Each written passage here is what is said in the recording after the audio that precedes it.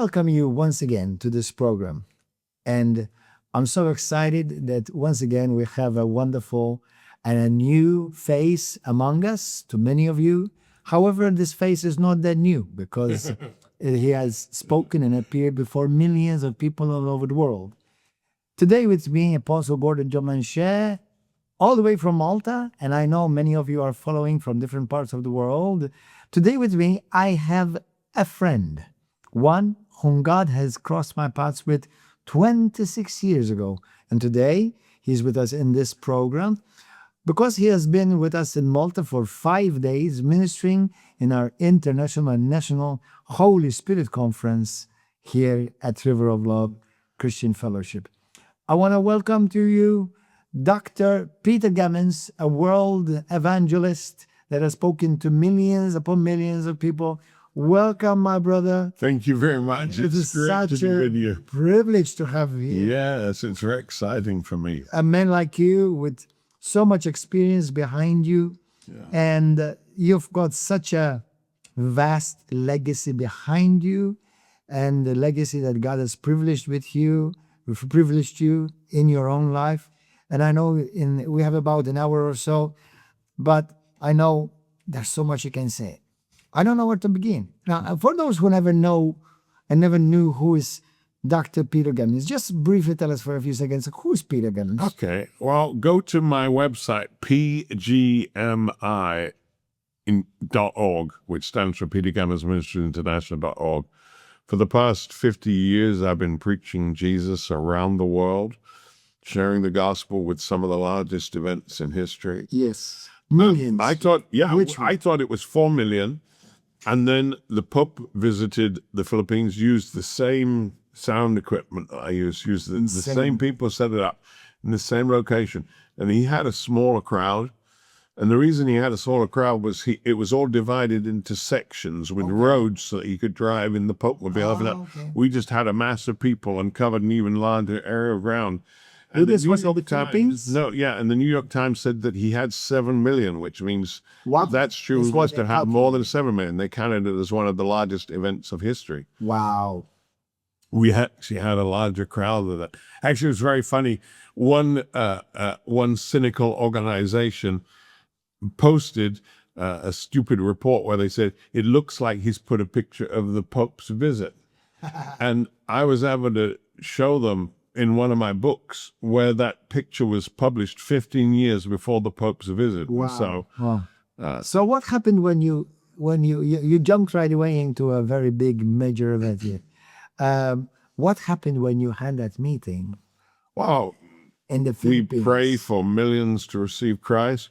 You know, it's quite amazing, really, because when you think about it, back in the first century of Christ, with Peter and Paul and the early apostles and James and all of the early preachers, it is estimated that 1 million received Christ during the first century of Christianity.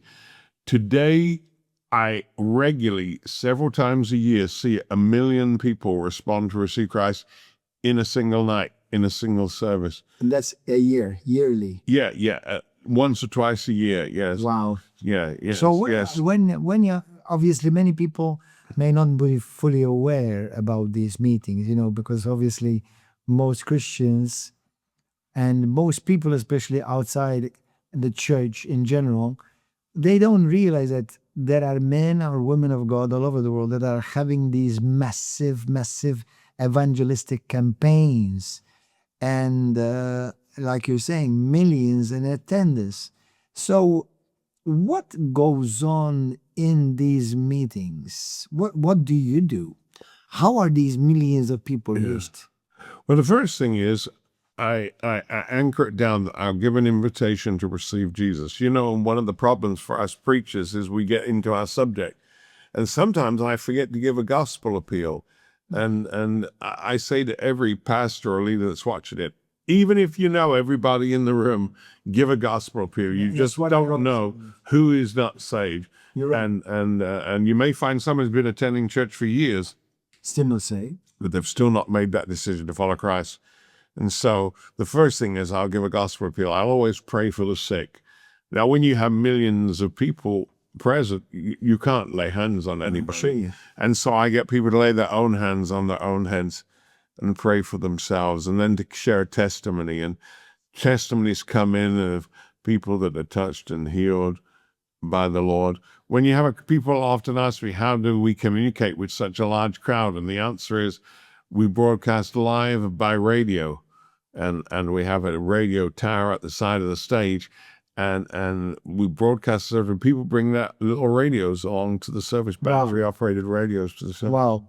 I can't imagine, just a side thought, I can't imagine the cleanup afterwards, after when millions gather in one place like that. Yeah. Well, And the organization we have- goes into that to... we have helpers who Of course. are committed to not leaving a mess for the city. But Thank God. Praise God. That's wonderful. That's how it should be, because we want to also be a blessing to the nations, even in that regard, right? But you are originally British, yes, yeah, born in England, born in England. little farming community. Wow. How did you come to the Lord? Yeah, okay. So I was always looking for God. I didn't know where to find him. I believed in God. When I was 10 years of age, none of my family were church attenders. At the age of 10 years of age, I got on my bicycle and I cycled to the local church, and I volunteered. I was an altar boy. I was a choir member, and I was at church 3 times on a Sunday for years, but never heard the gospel proclaimed. Did you Never go heard to that I could. an Anglican church back then? Yes, Protestant church, Catholic church, what was it? Yeah. A Protestant church, a Church of England, because I lived in England, but part of my family were Catholic and part of my family were Church of England. So, Yes. so they all had a go, but I never found Jesus. And then one day, a pretty young girl said to me, "Would you like to come to a meeting?" Well, I had no idea what a meeting was, but anything she invited me to, I was going to go to. And some people, they say, "Oh, did you end up with a romance?" No, she got me to the meeting and walked away and never spoke to me again. You know, she was just flirty fishing, and That was a dating missionary. yeah. She went looking for some other unsuspecting guy to invite. But I went to the service, and I remember there was a young man in jeans, and he sat on the table cross-legged. And I remember thinking, what on earth is this? This is not Christianity. This is so disrespectful, because he hadn't got a priest's collar and things like that. And I'm... What you are used to. Yeah. But as he taught, I realized he had a relationship with Jesus, and I didn't. I was religious. I was trying at my best to please God, but I didn't know Jesus. And I remember going home that night, 14th of October, 9:02, I prayed and I said, "Jesus, I want to know you personally. I want to know you like that man knows you." Wow. And there was no flash of light or angels floating around the bedroom, as far as I was aware anyway. But what I had was, I got this incredible peace that Jesus had come into my life. Wow. Now, I'd been singing from, I won the equivalent. Because you were time. a singer. Yeah, I got You were actually, what, 80s singer? What is it? 70s? Yeah, 80s. well, both. In the 1970s, I won the equivalent of what Britain's Got Talent twice. Once when I was 8 and once when I was 10 at Great Yarmouth. It was held at the Beer Garden there. And so twice I won that. I ended up eventually with a record contract with RCA, BMG, Sony Records. And as you discovered one of my songs on YouTube. And Peter G. For those of you who are Viner. So I was singing really young, and by 13 years of age, I was unsaved, but I was earning more money than my father was. And As a singer. yeah. And I came out from an event, and this boy walked up to me with a knife and said, "I'm going to kill you." Wow. And I was terrified. Now, it was a miracle. My mother decided it wasn't home, and she just felt she had to come and collect me. And so she drove up in the car, and I jumped in the car. And she's waiting for this person to get in the car. She thought I was with a friend. And I said, go, go, go. He said he was going to kill me. And Did she take you my mother seriously? said, I'm going to take you to the police. I said, no, he's got a brother that's bigger than him. But it left me with a real fear of death. I used to Became lay there. aware of that. I used to lay there thinking about how one day I would be famous enough to have guard dogs and bars at the windows. And it was a prison. But that night when I gave my life to Jesus, I fell asleep immediately. I turned the light off. I used to sleep with the light on. I had a knife beside my bed, and I managed to get a gun, even though I was young. And I kept them in my bedroom because in case anybody came, I kept my bed in the middle of the room, so if anybody came in, I would see them. And that night, I turned the light off and I went to sleep. In fact, I opened the Bible. A year or two before this, I'd asked my grandma for a Bible for Christmas. I never read it, I never opened it. But I opened this Bible for the first time the night I gave my life to Jesus. And I just opened it anywhere, which I don't recommend you do, but I did. Randomly. And I read this verse that I'd never seen in the Bible where it said, for me to live is Christ, and to die is gain. And I thought, what? Paul says, to die is gain. How could it be? And then I realized, when you give your life to Jesus, and I know I'm speaking to somebody at this moment that's watching this program who needs Jesus. You haven't surrendered your life to Jesus. When you give your life to Jesus, he gives you eternal life. It doesn't start when you die. It starts the moment you give your life to Jesus and just never ends. And when you have eternal life, you're never going to die. Your body might die, but your spirit will live on for eternity with God. And that moment, I realized if I died, I would only be going to be with Jesus. And then I read, Paul says, and if I live on in the flesh, it's for your benefits, because I'd rather go and be with Christ, which is far better. I'm paraphrasing. Wow. And again, it didn't, and then I saw it. If somebody killed me, I thought, they'd be doing me a favor. Now, I'm not encouraging you to do it. I don't want to go yet. But now I've got a purpose to live. But God took away that fear of death and gave me the peace. And this is the wonderful thing. Some people say, oh, these religious experiences, they'll never last. That was over 50 years ago. And that peace has never gone. I've been through some horrible experiences in life. I've been kidnapped by communists. I've been shot at by Muslim terrorists.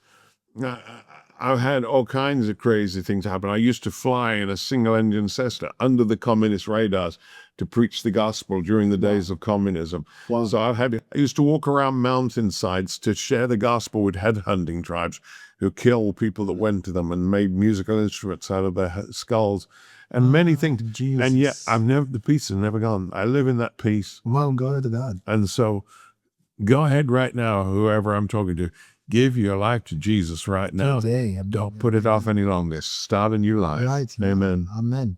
You know, just speaking about these things, your experiences alone on ministry and mission trips, it sounds like some extraordinary adventurous movie. And maybe they should make a movie of your life or something like that. But tell us, in this exceptional, extraordinary, supernatural life that you have led for these past 50 years in ministry, since you have given your life to Christ, what would be, for example, give us 2 or 3 extraordinary miracles or healings that you've seen in your life and ministry? How would you describe them? Yeah, well, I often go back to some of the same stories because people ask what were the most amazing. I remember there was one man who came to the service, and This is a church service or evangelistic stadium service. And normally when I pray for people, so I asked God for a notable sign which could not be dismissed, and God gave me the healing of the deaf and mute. And I prayed for many people who were deaf and mute, and they've been healed. And Jesus. And even this week, we've had one that was deaf that she started hearing. the man as well, I think. Yes. So we've seen people being healed this week here at the conference at the River of Love. And sometimes I will call them out and announce the night when I'm going to pray for them. And I've lined up to, I remember in Cuiabá, Brazil, I lined 32 deaf and mute people, mostly children, on the stage, and every one of them said they could hear afterwards and spoke. But I remember on this particular occasion, there was this man came forward, and normally I put my fingers in the ears and command the ears to open in Jesus' name. Yes. And what I do, I kind of block it, make like an air block. And then when I remove my fingers, I hear this pop, but I hear a pop in the spirit. So I know whether they got healed or not. Okay. I know, I feel this supernatural pop when they're healed. And I went to pray for this man. And when I put now, you said that to make a movie. Sid Roth actually did a documentary. And if you go to Sid Roth with Dr. Peter Gammons, you can actually watch he filmed a documentary, including this particular miracle. As I put my finger in the man's ear, it just disappeared inside his ear. Normally, you know, it's blocked by this part here. My finger just disappeared, and I'm like, it was horrible. And I said to him, well, what happened? And he said, I'm a mechanic. I was working under a vehicle, and molten lead dropped into my ear and burst everything. Mercy. So then I molten lead is like really, really hot. Yeah, like liquid red hot metal. Yeah, Ooh, yeah. Lord and mercy. And so then I said, Lord, he doesn't need a healing. A healing is a restoring of something. A miracle is when God puts something there that wasn't there before. Yeah. And healings can sometimes be progressive. Whereas a miracle is generally instantaneous. So I realized that he needed a miracle, not a healing. And I commanded his ear to be restored in Jesus' name. And as I did, the way I just can only describe it, it felt like little mice running around my finger. Wow. And suddenly something came inside of his ear and pushed my finger out of his ear. Yeah, I'm glad. Otherwise, you'd be stuck in his ear. Yeah. You're end up without it. You're laughing. Yeah, I'm laughing when you said it's not a new face. I'm like, I can't imagine your finger being stuck there. Yeah. Nice. Anyway, and then I whispered his ear, and he could hear perfectly and repeated everything I said. Other miracles. Okay. Each night during the program, you played that little introductory video, and people see where I kind of span around this mounds running. Well, that was an amazing miracle. That was in a city. I can't remember if I met. We're in a stadium. I can't remember the name of the city now. But because you've been to hundreds of countries, right? Yeah. But I remember the stadium, and I remember the organizer was a woman pastor, and they carried this man into the service on a bed, and he was paralyzed and in a coma. He'd been years without movement, without speech. Wow. He just lay there in a coma, and he'd been hit over the head with a metal bar by, I don't know if it was a thief or an argument, and he had been in a coma these years. Well, I preached that night a message. I can't remember preaching it since. I have to preach it again because it's a great message. It's called, You've Got to Stand Up on the Inside Before You Stand Up on the Outside. Wow. And the story is this, that Jesus goes to the man at the pool of Bethesda and he says, do you want to be healed? Well, it seems a strange question to ask somebody. You know, of course they want to be. But as I put it in that message, the thought of standing up hadn't even crossed his mind. He'd been laying there so long. Jesus said, do you want to be healed? And you have to stand up on the inside before you stand up on the outside. Oh, man, that's a bit word. And as I'm preaching this message, he began to stand up on the inside. Wow. And next thing, he starts moving. And suddenly there's a disturbance in my service. And I said, what's going on? They said, this man, we brought him here, he's paralyzed, he's moving. So suddenly all attention goes to this man. And so I walk over there, and they tell me the story that they'd carried him paralyzed on this bed, and he hadn't moved at all for several years. And I said, help him up. And some people got either side of his arm, and they lifted him, and he stood. Wow. And they're holding on to his arms. And so I said to them, don't let go of him. I guess I watched too many cartoons in my life. I imagine like with Tom and Jerry that just going to be all these bones. Because he was skinny. He hadn't had food or anything. He'd been on liquid diet for a couple of years or more, 4 years, I think. And I sometimes say to people, imagine Jesus you're at point A and Jesus at point B. Begin to walk into your new faith, because Jesus sent the lepers to the priest. So they came to Jesus point A, he sent them to the lepers point B, and we read, as they went, they were healed. So every step, they were getting better and better and better. And I tell people, walk into your healing by faith. Well, I told him to walk. And next thing I know, he moves his hands with people and he starts running around the stadium. And that's part of the video that you showed every night. That's amazing. This man running around the stadium who'd been in a coma and paralyzed for years. And so, let me ask you a question. Today, obviously, in an age of so much explosion of knowledge and science, do we still need miracles? well, we don't even have a cure for the common cold. You know, it's amazing, isn't it? The most common thing that people get, and they still don't have a cure for it. Wow. Other than stay and rest and take some things to bring your temperature down. You know, science has actually shown that Jesus said in the end times that there would be plagues, and I forget the exact word now that he uses in the King James Version, but the literal translation is pandemics. Exactly. And there are diseases now that weren't around years ago. There are probably more incurable diseases today than there has ever been in history. Interesting. And so we need miracles. I often say that the thing which unites humanity is there comes a time in everybody's life when only a miracle will do. You can be the richest person in the world, but if you lose your health and the doctors can't restore it to you, you know, people would give their great wealth if they could be healed or whatever. Amen.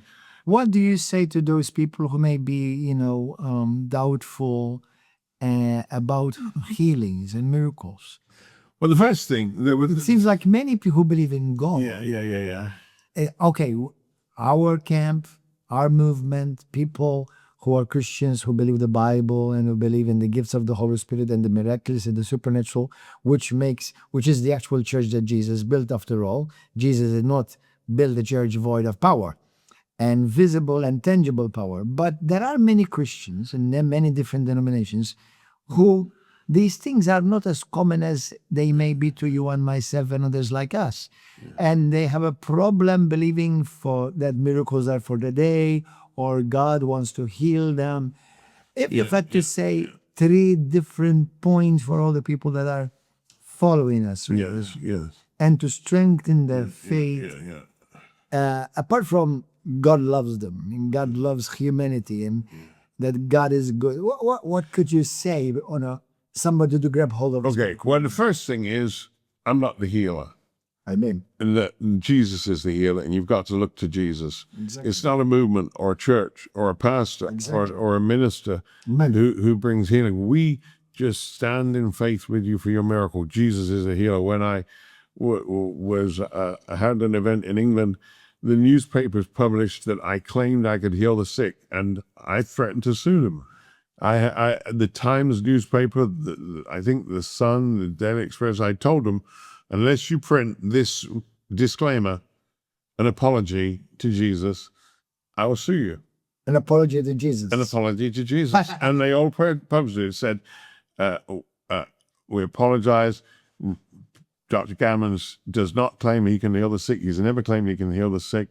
He's just a Christian who believes that Jesus heals the sick today and that Jesus can still heal the sick. So that's the first Just thing. like the Bible promises. Yeah. First thing, I'm not the healer. Number 2, Jesus is the healer, and he's never changed.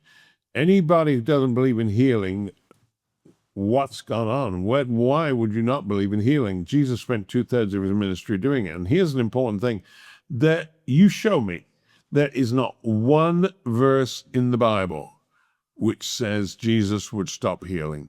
And we read of the disciples in the book of Acts that there was more healings after Jesus went than there was beforehand. Malta, look at Malta. Exactly. The Christian foundation of Malta was a miracle. When Paul shipwrecked here, and the Father. That's the first is miracle. Yeah, is healed. Miracles are a foundation for it, and within the Catholic faith, the miracles have always been an important part of it. We shouldn't be surprised because God is a God of We miracles. should expect miracles. We should expect miracles. And the third thing that I want to say is you have to take it by faith. It's no use coming to us and saying, pray for me to be healed, and then you say, well, let's see if it worked. If it didn't work, it's your fault, not mine, because we have to take it by faith. We're not praying to see if something happens. You have to go to the Bible, because faith comes by hearing, and hearing by the word of God. And the Bible says that by Christ's stripes you were healed. Amen. And this is why many people miss the healing. So don't misunderstand me. I'm not being cruel and saying if you're not healed, it's your fault. What I'm saying is to be healed, you have to realize Jesus bore your sicknesses. Amen. He bore your sins, so you can be forgiven. He bore your sicknesses, so you can be healed. And you have to take it by faith. The problem is not with God giving. The problem is always with us receiving. Amen. And this is why many people are not healed, because they don't know how to receive. And I have to be honest with you, and most churches, not part of this movement, but most churches don't teach people how to receive by faith. Yeah. And even those who say Jesus can heal the sick today, it's vague. If he wants to, when he wants to. They're like, well, I don't know whether God wants to heal. I believe, the Bible says, and Jesus healed them all. And 3 John 2 says, I desire above all things that you might prosper and be in health, even as your soul prospers. So God says he wants us to be in health, not even healed. Being in health means you don't even bother getting sick. Amen. And so you need to know that God wants you well. If you're not sure, if you're like, well, I don't know whether God wants to heal me or not, then you're in unbelief. Because unbelief is doubting the word of God. Exactly. And you need to go to a church where healing is taught. And I say that as well today to many people that are going to many of these modern seeker-friendly churches. They're not getting the word of God. They're not being taught the word of faith. They get a 20-minute, flowering little message where Jesus is hardly mentioned, and you're all right, and I'm all right, and everyone's all right, and sin is never mentioned, where it's just fluffy and nothing, and there's no foundation of the word of God. Faith comes by hearing, and you need to get into a faith-preaching church where they teach you the foundation of healing for you to receive, because you got to get it on your own faith. I often say there were only two types of people who were healed on somebody else's faith. You can't get healed on my faith. Well, you can. There's one way, but I might mention it. But the two people who were healed on somebody else's faith was, number one, the dead. Makes sense, doesn't it? And number two, children. And even with children, there comes a time where God says, now you got to have your own faith. I remember one brother who he said, whenever I prayed for my son, he was healed. And one day I prayed for him and he wasn't healed. And I said, Lord, you always heal my son when I pray for him. And God says he's old enough now to use his own faith. And he told his son, I'm not going to pray for you anymore. Now you got to pray and use your own faith. Amen. And let me just say, the one alternative to that is when you're in partnership with a man of God. When you go into partnership with a man of God, which basically means you help finance him take the gospel to the world, you have an access to his anointing. And this is consistently taught throughout the word of God. People come up and they say, pray I'll receive the double portion anointing. Elisha served Elijah faithfully for years before God gave him the double portion. He earned it. The woman comes to Elisha and says, my husband, your servant, has died, and the debt collectors are come to take away my sons. This wasn't just the multiplying the oil, just some random miracle. There was already a commitment. There was already a connection. The woman of the widow of Zarephath, God multiplied her food, but first she fed the prophet of God. And you can look at it time and time again. It's there in the word of God, but most people miss it. They come to Jesus and they say, this man, his servant is sick. And Jesus didn't say, I'll go and heal him. He didn't do anything. And then he said, he's a good man. He built us a synagogue. And when they mentioned his financial commitment to the word of God, Jesus said, I'll go and heal him.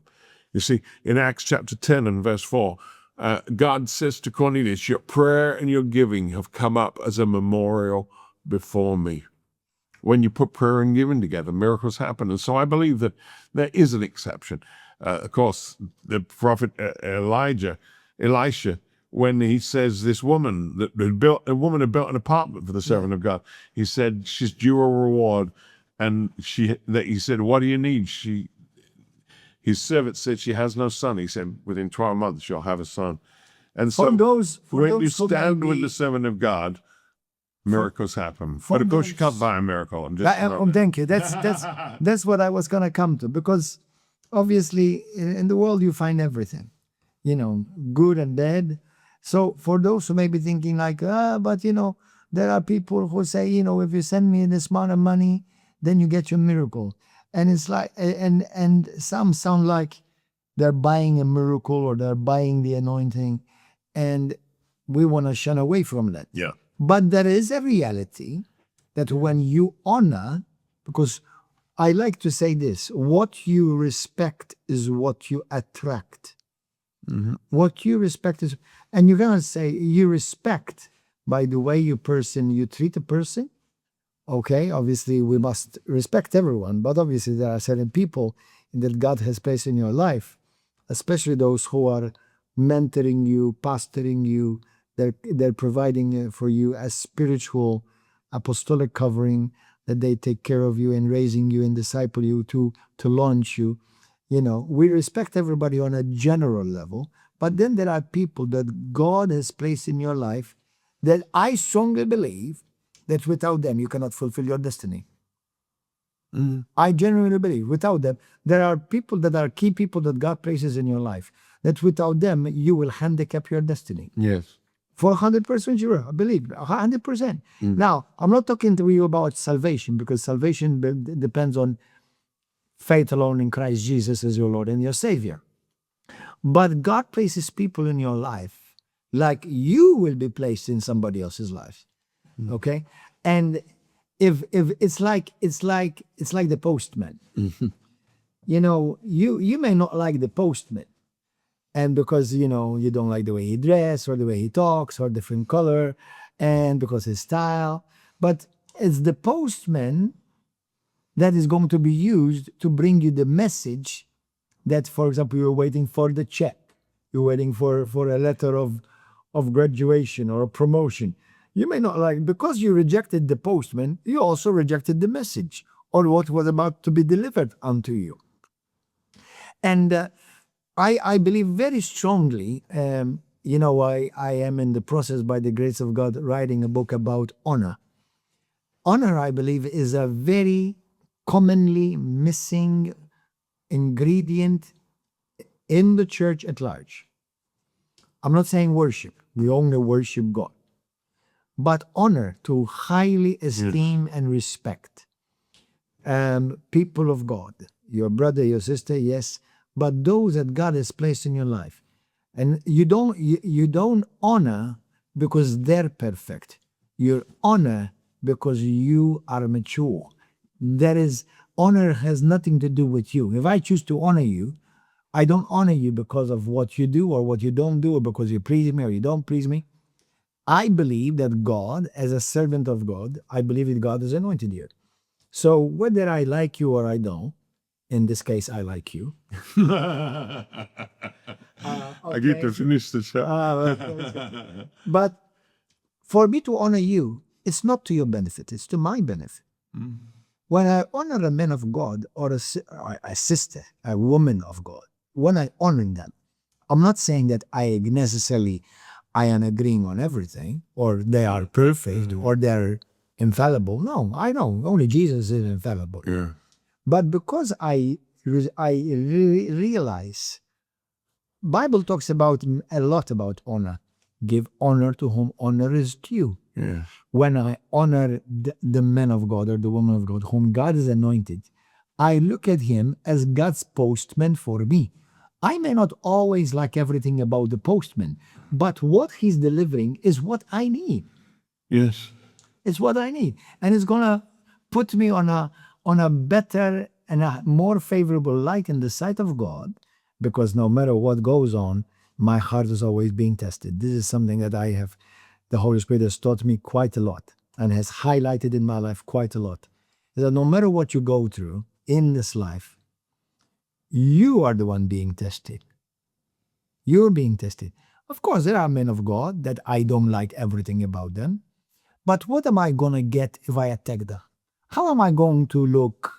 How am I going to attract the favor of God if I attack a man of God because I don't agree with something, or he's messed up and I try to expose him and I tear him down, or try to do a suicide, some type of a suicide mission on him or her?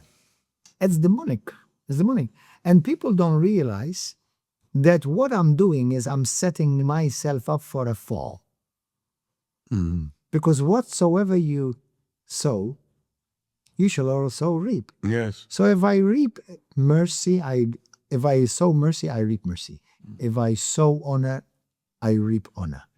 So, and I say this because, like the story which you've mentioned in 2 Kings chapter 2 through 4, like the widow that came to Elisha, she honored the man of God. She honored him. Elisha might have been rough, not very good looking. Yeah, we know that he was bold, according to the Bible, and he was not very. What is the word? Very diplomatic many times. And in today's church, I've said this. I said this to our churches. I've said it many times to our churches. How many Christians like the letters of Paul today, and we just enjoy feeding upon the revelations that God gave to Paul the apostle? But I believe many Christians today, in many Christian churches, Roman Catholic, Apostolic, Pentecostal, Protestant, Baptist, name them all. If Paul had to pastor a church, many of them won't survive a week in his church. Because Paul was not the gooey, gaga type of preacher. Yes, of course, he was full of love, but people confuse, I think, loving and being gooey. It's like Jesus was not always gooey either. When he went into the temple and turned their tables upside down and destroyed everybody's business in a split of a second. Yep. People love to say always, and it is beautiful, it's true, that we look at Jesus as the shepherd who carries us on his shoulder as a sheep, There's so much to be said on that alone, because for sheep to grow, they don't always get carried on the shoulder. No. But anyway, but all I'm saying is this: we're talking about miracles, and I can hear in my spirit right now. There are people who are watching this program, and I say, "But I've been believing, but I have faith. How come I'm not seeing my miracle yet?" What I've discovered in 30 years of ministry, some people are missing their miracle. Yes, they may be in faith, but it's not just faith. Unforgiveness. How are you doing in the area of unforgiveness? True unforgiveness. Not I forgive him, but true unforgiveness. How are you doing in the area of respecting authority? That's in the Bible too. How are you doing in the area of honoring your elders? How are you doing in the area of honoring your mom and your dad? They were bad to me. You don't honor for them, you honor for you.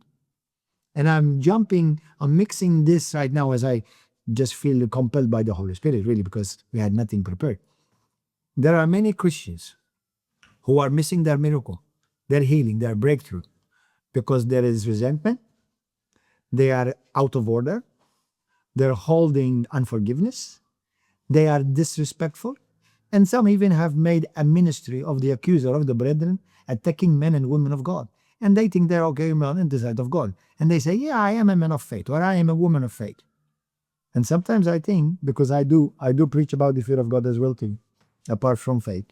Sometimes I think it's like those preachers and those or so-called ministers, with all due respect and love, who constantly make a ministry and a career attacking men and women of God.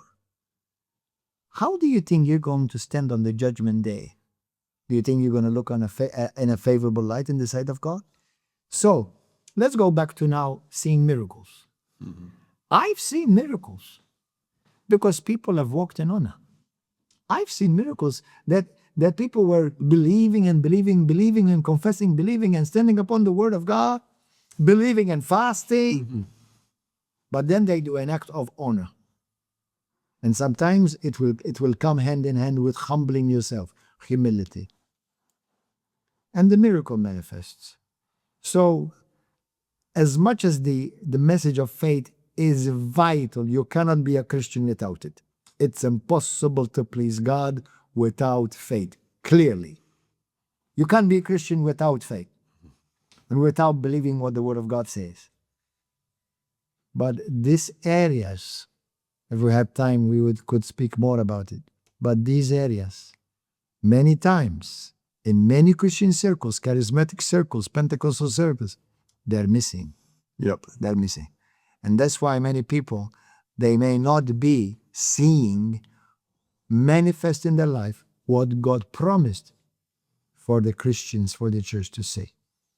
And I know this just came out of my spirit right now. One of the things that the Lord said to me when I was during a time alone in prayer with the Lord, he said, the devil cannot rob you on my territory. Right. To rob you, he has to get you over onto his territory where he has a right to rob you, and I have no right to stop him. I was shocked when I heard those words. God had no right, but that's true because God is just. God's even just for the devil. If you get over on the devil's territory, God would be unjust. What is the devil's territory? Well, as I said, unforgiveness, unbelief, resentment, bitterness, touching God's anointed servants, not tithing. Somebody said to me, could I miss my healing because I don't tithe? I said, any area of disobedience gets you on the devil's territory. Yeah. And so it's not just, most people, when they think of sin, it can be talking, gossip against us. Oh. I've heard people gossip about ministers, and then I've checked it out, and it wasn't true. But these Christians that have repeated the gossip, they're in sin now. They're on the devil's territory. And many people are sick because they've touched God's anointed servants. They've heard some rumor about some preacher and they haven't checked it out. They've believed it. And they step into the area of witchcraft now. Yeah. They now touch another very dangerous area. Yeah. Because if I've gossiped against you, again with my brother, what I've done is I am now bringing my brother. I gossiped with him against you. What I've done is I've brought him under my influence. He is controlled by my influence of how he now sees you. And that's parallel to witchcraft. Yeah. The term witchcraft, all it means is power over another. That's it. And so it's not hocus pocus and, grind down rabbit's teeth or something. It's not all of this kind of weirdo stuff. It's control. And there are people who are in manipulative relationships with other people and Christians that manipulate others. Yeah. And they don't realize it's not Christianity, it's witchcraft. It is. And, you mentioned gossip. Gossip is one of the most dangerous sins that very often is overlooked in the body of Christ. And it's mentioned in 1 Corinthians chapter 6 from 9 through 12. And Paul mentions a list of sins. And one of them is gossip. That is that whoever practices these things cannot inherit eternal life. So he even puts it in the same category as murderers. My pastor, exactly. God puts him in the same category as murderers. And my pastor, when I was in the States, when I was living in the States, from where I was also prepared, went to Bible college and ordained and sent off by the grace of God. Thank you, Jesus. I remember my pastor used to say this. He said, many Christians think that their car is going to drive well if they have nice wheels, but it doesn't have a steering wheel. or that it has a nice shape, or it has a nice stereo inside with great powerful music, but it has no seats. Or else it's a nice car, everything is working well on the inside, but the engine is broken. So Christianity is like a car. There are certain things that your Christian car cannot drive well unless certain things are in place. Yeah. Walking in love, Yeah. walking by faith, always forgive, do not hold resentment, do not gossip, do not slander, do not live in sin or fornication or sexual sin. So, what did you say? You said something powerful.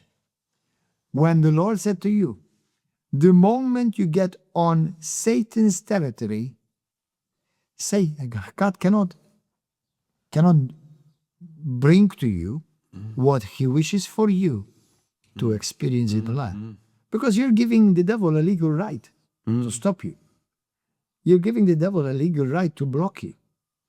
And many Christians, and I know especially our beloved brothers and sisters whom we love, in the camp of faith. We are in the camp of faith. I'm definitely not in the camp of doubt. But our beloved brothers and sisters in the ministries all over the world who give such a great importance to the message of faith, and we must preach the message of faith. There is no Christianity without faith. But these things that just now, as the Holy Spirit is standing within us to mention, we need to take note of these things. Yeah, I encourage those who are watching, if you haven't received your healing, if you haven't received some miracle you're believing for, to do a checkup from the shoulders upwards, to check out if there's any resentment or bitterness or critical speaking, and to put it right. I remember there was one brother who, when I was a young Christian preacher, he was very mean. He was very unkind. He was very jealous that I was becoming more popular than he was, and he made my life almost like hell, and I became resentful, and I had to send him a financial gift. I didn't explain why, but it was one of my ways of not only forgiving him, but doing something practical towards somebody, not because he deserved it, because he didn't, but because I had to make sure that there was no place for resentment. Bravo. In my life. And the same, we're touching God's anointed servants. I know preachers that have sinned, but I've never told anybody, because what do you get by it?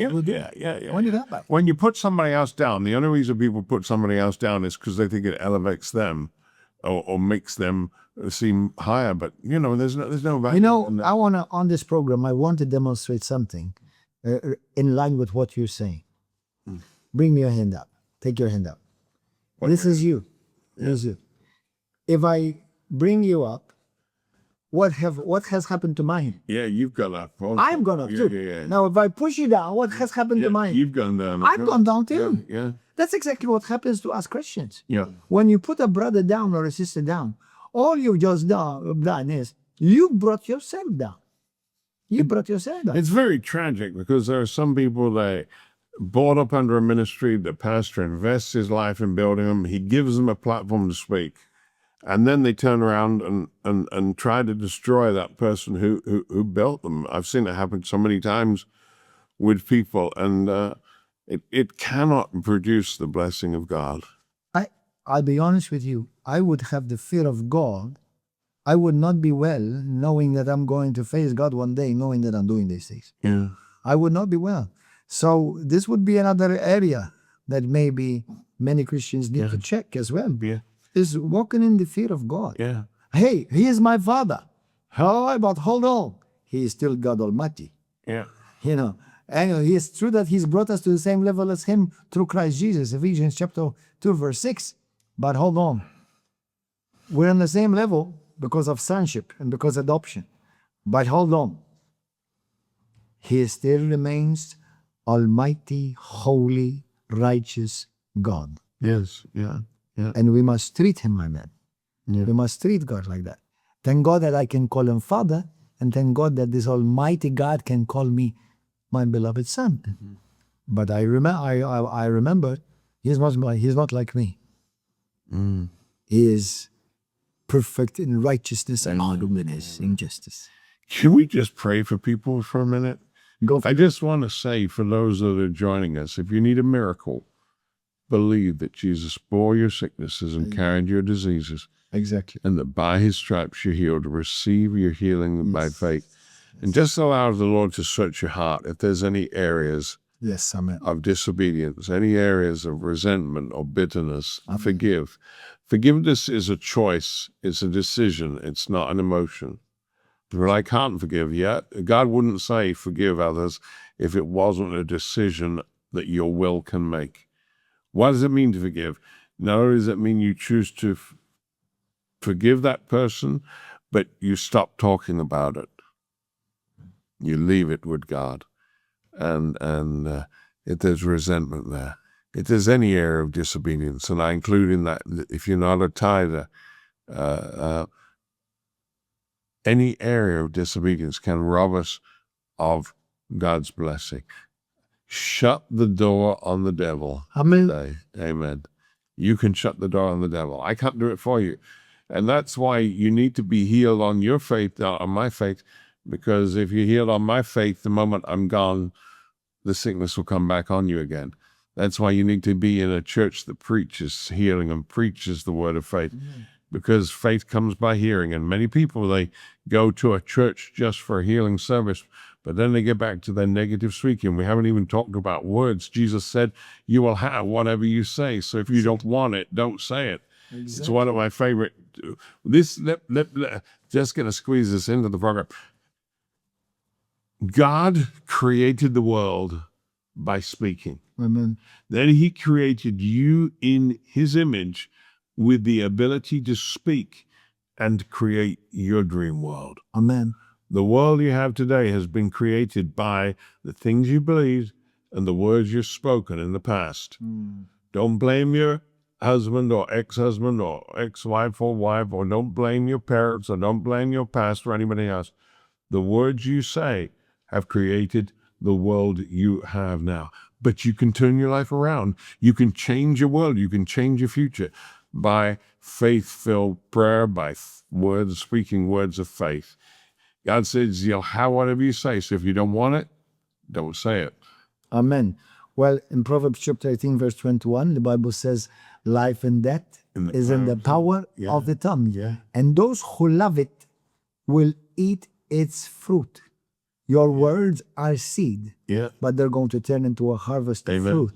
Amen. Mark 11, what you're saying, Mark 11, 23, 22, 23, says, whatsoever you say, the verse he says, whosoever shall say to this mountain, be thou removed, be thou cast into the sea, and shall not doubt in his heart that those things which he says shall come to pass, he shall have whatsoever he says. Yes. Therefore I say unto you, whatsoever you desire when you pray, believe that you have received them, and you shall have them.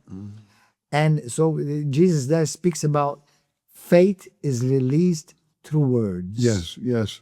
And you know what? You don't have to say, okay, I'm going to release these words of faith now.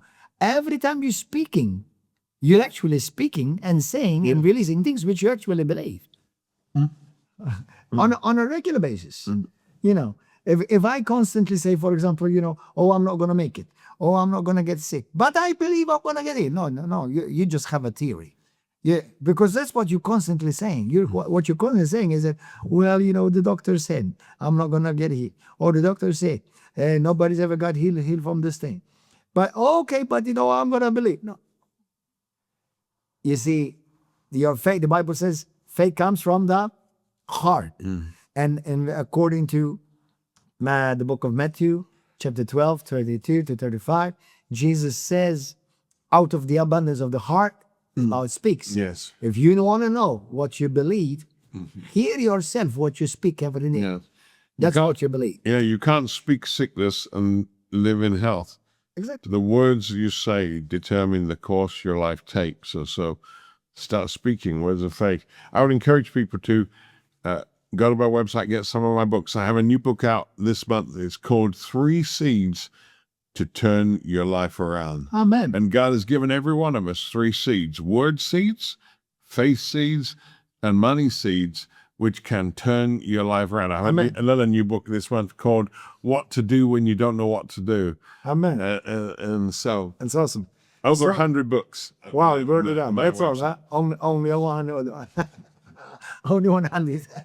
Yeah. Well, praise God. It's been such a blessing having you on this program, Dr. Peter Gammons. You know, we want to offer to all of you who are following this, no matter where you are following this from all over the world. I know this is a step of faith for us because thank God the Lord is graciously expanding this platform, and our TV network as well is expanding also in Italy, over Malta, and other nations of the world.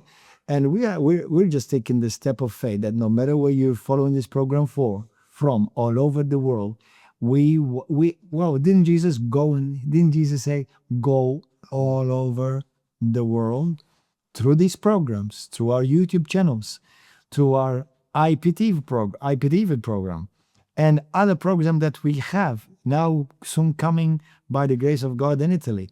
We're literally going all over the world.